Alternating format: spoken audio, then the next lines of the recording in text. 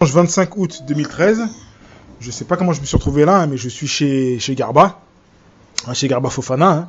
Donc on était en train de réparer son ordinateur, on était en train de donner à manger à son fils, mais en fait tous les dimanches à 14 h on se voit par rapport à l'association des jeunes 162. Alors Garba, bonjour, comment ça va? Ça va, monsieur Fambi. Ok, très bien. Donc on sait que tu es une star argentinienne, que tout le monde te connaît, mais est-ce que tu peux te représenter pour les gens qui te connaissent pas, Tu te souviens que la dernière fois on est parti à un rendez-vous ensemble et il y a un type qui a dit mais je crois que je l'ai déjà vu quelque part ce type, mais je me rappelle pas qui c'est. Donc c'est toujours important de se représenter pour que les gens sachent qui on est. Enfin une version de la présentation. Ok, bah écoute, moi c'est Garba Fofana, donc voilà, mon fils est Eladji Diafara. Donc je suis argentin, ça fait depuis X années. Donc depuis tout petit. Tout à fait, donc, ça va faire près de 40 ans. Un peu moins de 40 ans, quoi, mais ça fait depuis 1981. D'accord. Donc tu es un gentilien en tout cas. Je suis un gentilien depuis, voilà. D'accord. Et donc j'ai tout fait à Gentilly. C'est l'enfant qui parle en même temps, mais il a le droit. C'est une interview intéressante avec l'enfant à côté. Donc tu as tout fait à Gentilly. Voilà, donc je fais partie de l'association Jeune 62. Donc le projet qu'on a mené au Mali. Mais bien avant ça. Je te coupe, pardon. Avant d'être dans l'association de Jeunes 162, on est des frères, on est du même quartier. Bien sûr, on a tous grandi ensemble dans le quartier. Donc c'était moi le plus grand dans le quartier.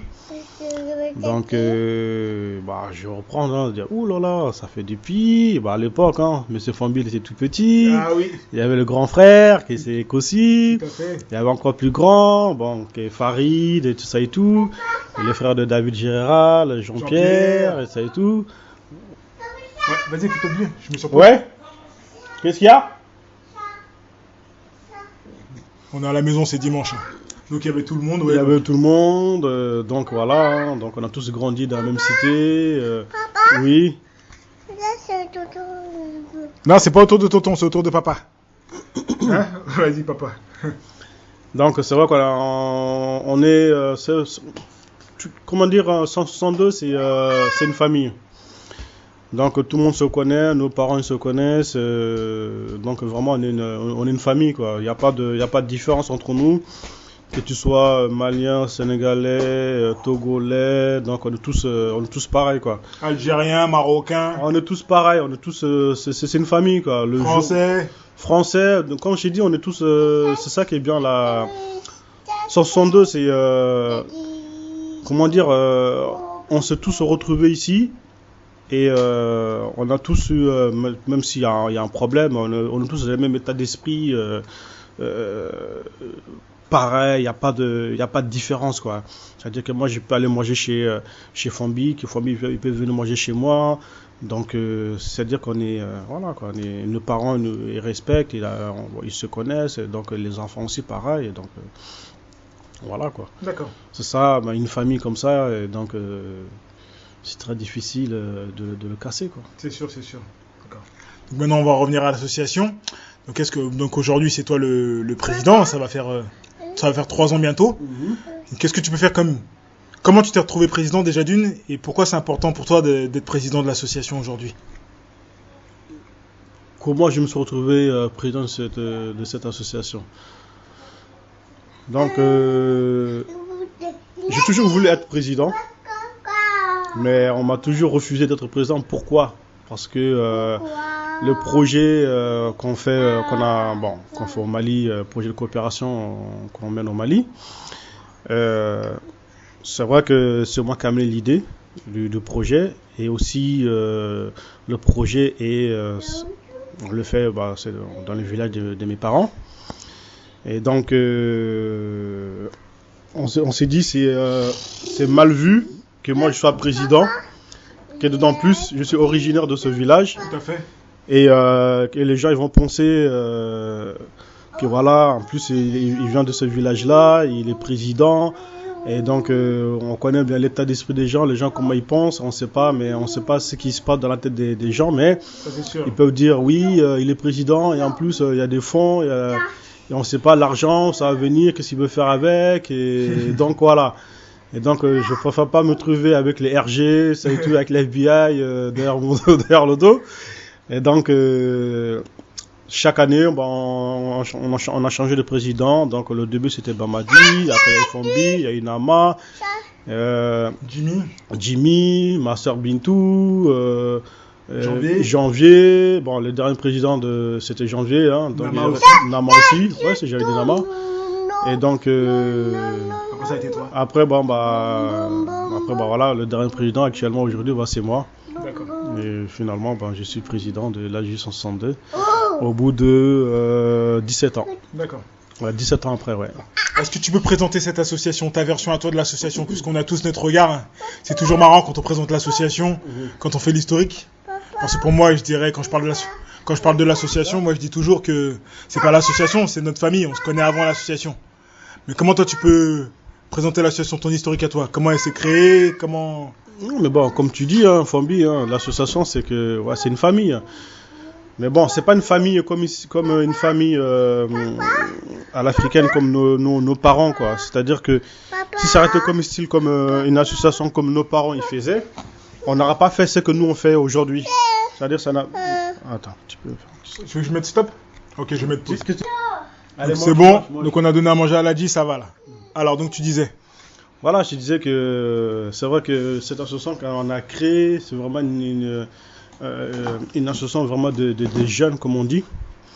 Et c'est vraiment c'est le quartier, hein, de 162, c'est que des gens du quartier, quoi. Et donc, comme vraiment on se connaît, nos parents se connaissent aussi. Et là, on a monté cette association vraiment par rapport aux problèmes qu'il y a dans notre quartier déjà.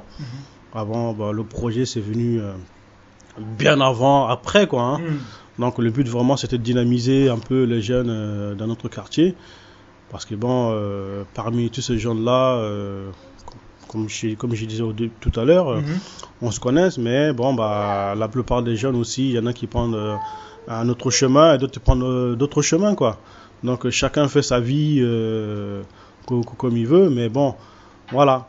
Et c'est vrai que dans le quartier, il y a certains jeunes, tu vois, qui font des choses comme partout en France. Qui n'étaient pas normales. Et donc nous, on s'est mobilisés entre nous pour montrer aussi à d'autres personnes que à d'autres jeunes, qui font mettre tout le monde dans le même lot. Voilà, qui veulent s'en sortir, qui font des choses pas. Il veut se moucher. Ah, Ladji, tu veux te moucher? Donc on disait que ouais, chacun choisissait sa voie, qu'il y avait des problèmes comme partout en France, pas que chez nous. France, ouais, pas que chez nous. Et nous on a pris ce problème-là à cœur. Donc on s'est dit écoute, dans un quartier où il y a nos parents et tout ça là, donc c'est mal vu que les gens parlent comme ça dans notre quartier, quoi. Et surtout que le respect qu'il y a entre nous et les parents et déjà entre nous les jeunes, donc on s'est dit on va essayer de faire quelque chose pour ce quartier, quoi. D'accord. Et c'est la raison pour laquelle on a créé cette association en 96. Donc déjà pour dynamiser les jeunes du quartier, aussi pas que les jeunes aussi, hein, les moins jeunes aussi.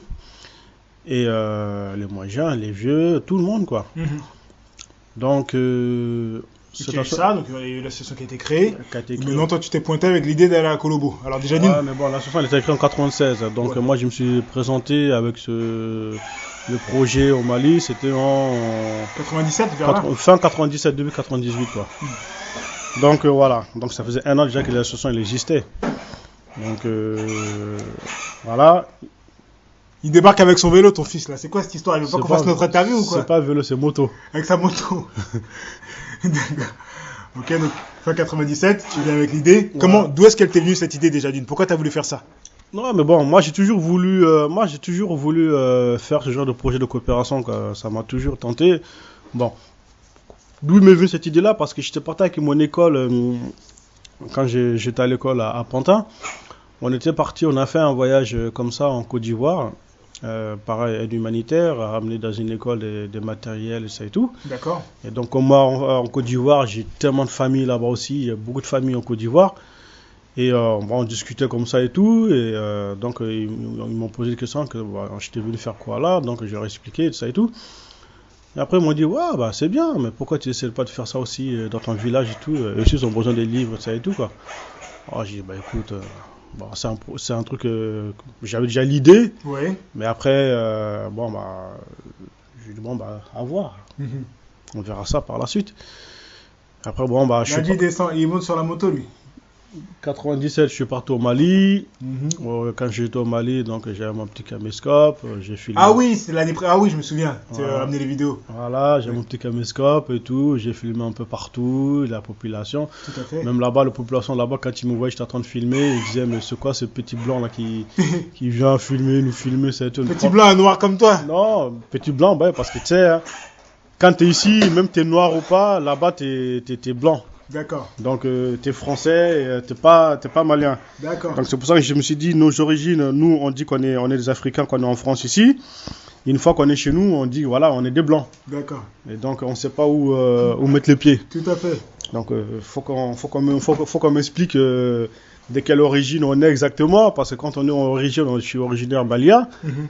Et moi je suis né au Mali, j'ai grandi au Mali, je suis venu ici, j'étais blanc. Mais bon, pour les gens là-bas, ça y est, je suis venu en France, ça y est, je suis plus malien. D'accord, Je suis blanc. ok. Donc voilà. Et donc pour venir au truc, c'est-à-dire que bon bah avec mon petit caméscope, comme j'ai filmé ça et tout, et bah, les gens ils me disaient ouais voilà, ils disaient pas ils viennent prendre nos photos, hein, ils viennent prendre nos images D'accord. pour qu'est-ce qu'il fait avec nos images et tout pour ramener ça là-bas et ça et tout là. Après Et je tu suis nous avais pas briefé un peu les gens, t'es allé filmer comme non, ça, comme j'allais comme faire un reporter ça. d'M6. Non, c'était juste Tu leur as pour. pas dit. Non, j'avais même pas l'idée pour montrer quoi que ce soit, c'était par rapport pour mes parents, quoi, tu vois. La cassette, c'était pour montrer à mes parents comment aller le village, parce que ça fait longtemps qu'ils n'étaient pas partis aussi. Donc, aussi, ça leur permet aussi pour avoir, pour voir un peu là-bas Bien sûr. comment ça a évolué, ça et tout. Et aussi, comment dire, j'ai le mot dans la tête, j'arrive même plus à le sortir. Pas grave. En tout cas, t'as le- filmé pour. À la base, le dé- t'avais filmé pour ramener ça dans la famille, pour qu'on. Voilà, Comme un qu'ils séjour, voient. un séjour de vacances. Voilà. Donc voilà. Et après, bon, bah, le projet même, elle est venue, donc j'avais même pas l'esprit avec la licence 102. C'était d'abord avec le club du quartier déjà que j'avais vu, je voulais voir ça avec eux. Mhm. Et ils ont dit, ouais, il n'y a pas de problème et tout. Donc j'ai vu que ça tardait, bon, blablabla, parler pour rien faire. Donc ça ne m'a pas intéressé. Mhm. Et après, bon, bah, je me suis dirigé Pardon, je te coupe. Mais quand tu dis pour rien faire, ok, est-ce que tu peux développer? Bah, je peux développer parce que bon, bah, on s'est assis déjà avec eux, on a discuté. Donc, je leur ai proposé le projet. Donc, ils ont un projet intéressant. Voilà. Est-ce qu'il était écrit le projet ou c'était que du verbal? On avait commencé à l'écrire. Intéressant. Mhm. Mais après, bon, bah, je vois qu'il n'y a pas de suite, rien du tout. Et donc, après, bon, bah, écoute, je me suis dirigé vers l'AJ 162, hein, les jeunes. Garde le micro comme ça, ouais, c'est bon, continue à parler. Je me suis dirigé vers les jeunes. Ouais. Les jeunes de 162. Mhm. Et après, bon, bah, j'ai vu M. Fambi, M. Sanoko. Mhm. Et donc, je leur ai demandé, j'ai dit, voilà, j'aimerais bien organiser un projet pour aller au Mali, ça et tout. Donc, ils ont dit, ok, il n'y a pas de problème. Et donc, c'est là qu'on a commencé à s'intéresser au projet. Donc, je leur ai fait le film que j'avais fait au village en 97, Tout à fait, oui, donc l'année ils ont avant. vu ça, donc j'ai dit voilà, on a besoin de faire, au début bon c'était pas un dispensaire, c'était juste réhabiliter une école là-bas, ramener des Parce que tu matériels. avais un courrier quand même des gens de là-bas qui demandaient. Voilà, bah, l'école ouais, au début ouais. Et donc nous on s'était basé sur l'école. Et en fin de compte, bon, bah, écoute, on a commencé à taper le projet, à faire des initiatives dans le quartier et montrer aussi aux gens que voilà, bah, les gens 62 ils sont en train de faire quelque chose et tout, et s'ils sont intéressés, bah, ils peuvent venir. Donc, on a fait beaucoup d'initiatives dans le quartier avant d'y aller là-bas. Donc, suite à ces initiatives de quartier, donc la mairie qui s'est. Bon, la mairie n'était pas, comment dire. Aussi impliqués dans le projet qu'aujourd'hui. Mais bon, bah, ils nous ont donné vraiment un coup de main, quoi. Quand on dit qu'ils nous ont donné un coup de main, ils nous ont un peu guidés, quoi. D'accord. Par rapport à leur connaissance, par rapport à des gens qui connaissent ça et tout, bah, allez voir telle personne, allez faites ci, faites ça. Donc, ça veut dire que nous-mêmes, on a fait C'est-à-dire qu'on a eu besoin de personnes. Attends, une question. Ton fils, il fait exprès de faire tourner sa moto, là? Je crois qu'il fait exprès, là. Vas-y, on va tourner la moto là-bas. Viens. Parce qu'on est en train de discuter, et puis il y a le fils de Garba qui est venu avec la moto en plein dans le salon, et il appuie pile poil au moment où on est en train de faire l'interview. Donc on sait pas si c'est son esprit malin, hein, son esprit malien, là, mais c'est très fort. D'accord. Donc on a participé aux différentes fêtes de la ville, de quartier, la fête à Chantilly, on a fait... fête de l'école Gustave Courbet aussi. On participait à toutes les petites fêtes. On a fait toutes les initiatives de la ville, on a participé. Nous étions une seule association jeune dans la ville, qui était active. Il n'y avait que nous. Oui. Pour moi, il n'y avait que nous, quoi. En tant que jeunes de notre âge. Hein. D'accord. On va laisser passer avec sa moto. Non, c'est sûr qu'à l'époque, il n'y avait pas d'association de jeunes qui était visible. Nous étions les seuls. Donc c'est la raison pour laquelle la mairie s'est vraiment intéressée à nous, parce que bon, avoir une association de jeunes dans ta ville, et en plus la période où ça a été fait, c'était une période qui était très difficile, qui était vraiment chaud, comment dire, un peu partout en France, et qui est une association de jeunes qui puisse sortir du lot, qui en a pu faire un projet de tel que ça, donc c'est des bénéfices pour nous et aussi pour la ville aussi, quoi. Bien sûr. Donc ça veut dire que tout le monde a su profiter de ça, quoi. Et bon, bah écoute, avec les initiatives qu'on a fait dans le quartier, tous les projets qu'on a, on a fait beaucoup de choses dans le quartier. Moi, j'ai pas développé. Ah, c'est sûr. Là, il nous faudrait 3 heures. Ah ouais, non, plus que 3 heures. Et donc après, bon, bah 98 et tout, on a commencé à avoir le billet d'avion, on a tapé le projet, donc on a déposé au conseil général, à la mairie, un peu partout. Donc on a eu les premières subventions qu'on a eues, donc avec ces subventions qu'on a eues, on a payé nos billets d'avion. On était 8 jeunes, 6, non 8. Et Fabien. Bamadi, Amadou, Fambi, Aouja, Garba, Jimmy. Ouais. Et plus Fabien 7. 7, ouais. Mais Fabien, c'était le caméraman. Voilà, le caméraman que la mairie qui a pris en charge un caméraman professionnel, Fabien Franet, qui était venu avec nous, qui a filmé tous nos périples qu'on a fait là-bas. Et 98, c'était le premier prise de contact avec la population. Donc on ne sait pas, quand on partait là-bas, qu'est-ce qu'on allait trouver devant nous là-bas. Qu'est-ce qu'on allait... c'est vrai que nous, on avait l'idée de partir pour réhabiliter l'école. Mais après, c'est vrai que on est des jeunes, on était très intelligents par rapport à ça. C'est-à-dire qu'on ne sait pas... on n'a pas imposé nos idées aux villageois. Donc on a essayé de voir un peu qu'est-ce que les villageois, qu'est-ce qu'eux ils souhaitent exactement.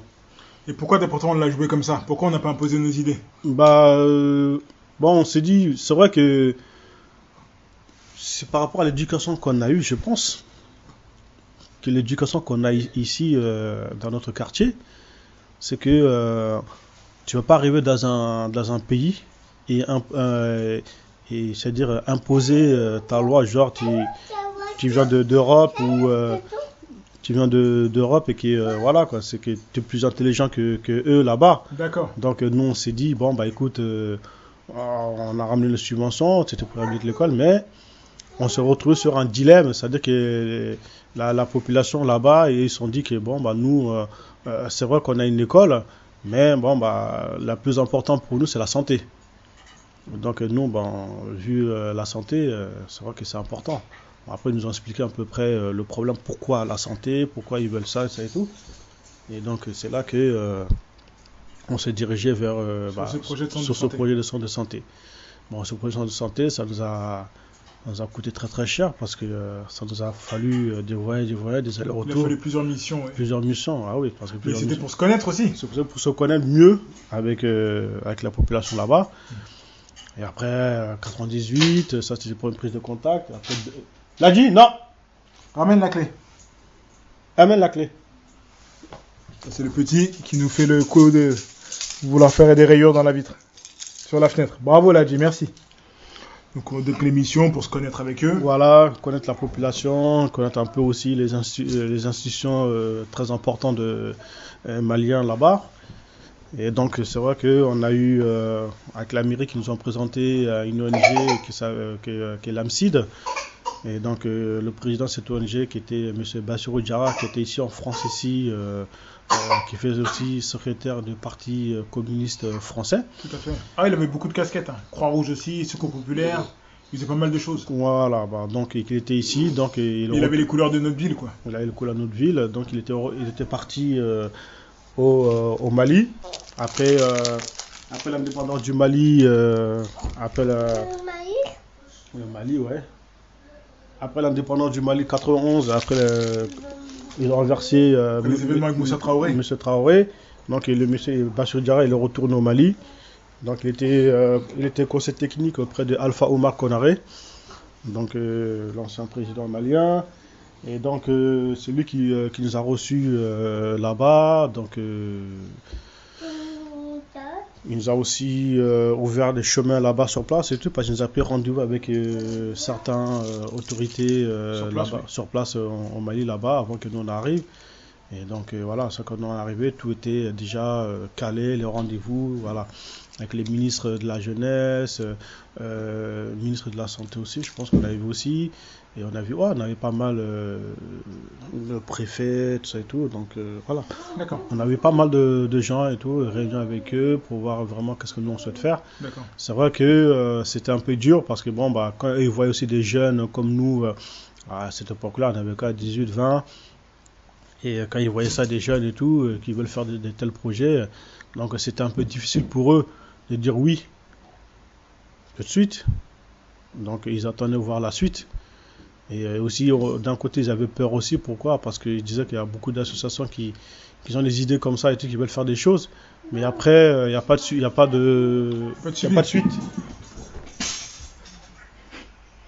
Voilà Ladji qui nous fait le spectacle. Hein, voilà. On dirait qu'il sait qu'on fait une interview là. D'habitude, il est toujours tranquille et puis là, il veut qu'on s'intéresse à lui. Il veut qu'on s'intéresse à lui. Va avec ton frangin un peu. Papa et tonton, ils bossent là. Appelle Ladji. D'accord. Donc pour eux, de voir des jeunes quand même comme ça, c'était... Voilà, pour eux, c'était... Voilà, ils n'étaient pas, comment dire, tellement emballés par rapport au projet. Mais bon, l'effet que voilà, on est des jeunes, qu'on fasse ce genre de projet-là, ils entendaient voir parce qu'ils disaient qu'il y a beaucoup des gens avant nous qui sont déjà passés, qui ont eu ce genre d'idées-là. Mais après, ils ont laissé les villageois en abandon, il n'y a pas de suivi, ils ne reviennent plus. Et donc pour eux, c'est difficile de dire oui tout de suite. Et donc voilà, on est retourné avec cette idée-là dans la tête. D'accord. Et après, dans la tête et sur papier. Et sur papier, bien sûr. Mais après aussi, bon, bah, on ne s'est pas découragé. On s'est dit, bon, bah, ça va, on était déçus par rapport à ce qu'ils nous ont dit. L'autorité, oui, qui ne nous encourageait pas beaucoup. Ils nous encourageaient pas beaucoup et qui ne nous donnent pas vraiment... Voilà, et bon, bah, on s'est dit, bon, bah, on ne va pas se décourager, on va continuer. Donc, on a persévéré, hein, on a continué, on s'est dit, bon, bah, vas-y, on va 99, pareil. Deuxième voyage, j'ai eu prise de contact. En 2000, on s'est dit, bon, on va y aller, mais il faut qu'on fasse quelque chose, parce qu'on ne va pas aller juste toujours faire des prises de contact. Donc, on s'est dit, bon, bah, écoute, on va essayer, au moins, en attendant que le centre culturel, comment dire, le dispensaire se fasse, parce qu'en même temps, on est en train de négocier entre-temps.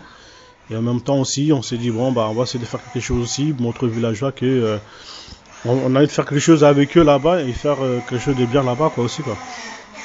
Donc, l'idée qu'on a eue, c'était de construire un espace culturel. D'accord. Ok. En tout cas, là, ça fait 25 minutes qu'on parle. Est-ce que ça te va si on se dit que dimanche prochain, on fait le deuxième épisode? Regarde là. Parce que là, je crois qu'il va pas nous lâcher. T'as entendu ce que je t'ai dit? Est-ce que ça te va si dimanche prochain, on fait la suite? Ah, il n'y a pas de problème. Ok, très bien. Voilà. Tu veux pas nous laisser travailler? Non. Non, d'accord. Ok. T'as mis la clé? Allez, tourne la clé. Donc d'ici à la semaine prochaine, Qu'est-ce que tu pourrais dire à nos auditeurs pour les encourager à écouter l'interview la semaine prochaine? Bah, Parce venez. que là, on sait pas si ça a été relou, si on a été bien. Pourquoi il faut qu'ils écoutent la semaine prochaine? Non, c'est important d'écouter la suite de ce projet-là parce que c'est tellement important parce que ça n'a pas été facile pour nous. Parce qu'il y a c'est pas, tu sais, comment dire, monter un projet, bon, écrire et ça, c'est dur. Mais il faut voir aussi le travail qu'il y a sur le terrain. Et il faut voir le travail qu'on a fait aussi sur le terrain. Et avec la population là-bas aussi, que c'est important. Écouter la population, écouter aussi les différentes personnes aussi. Parce qu'aussi, il faut savoir que sur place aussi là-bas, même si c'est le projet, ça se fait dans le village chez eux, il faut savoir aussi que les villages aux environnants aussi, Tout à fait. ils sont jaloux par rapport à pourquoi ce village-là et pas chez nous. D'accord. Et pourquoi tel endroit, pas cet endroit-là. Ouais, Donc il y a tout ça, tout ce paramètre qu'il faut faire attention à ça aussi, quoi. d'accord. Et Mais donc, le but du jeu de l'interview, c'est d'encourager les gens, toi aussi. C'est pas de les décourager. Non, mais non, pas les décourager, parce qu'il y a des gens qui souhaitent monter un projet pareil, comme nous on fait. Tout à fait, oui. Et donc il faut que ces gens-là aussi, ils sachent que...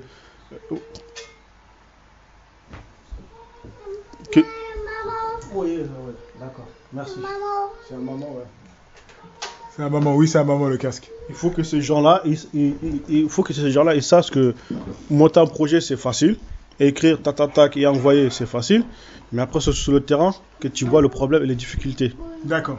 Et donc, il faut que ces gens-là aussi, ils écoutent le reste de l'interview. Parce que s'ils veulent vraiment monter un projet comme nous, on l'a fait.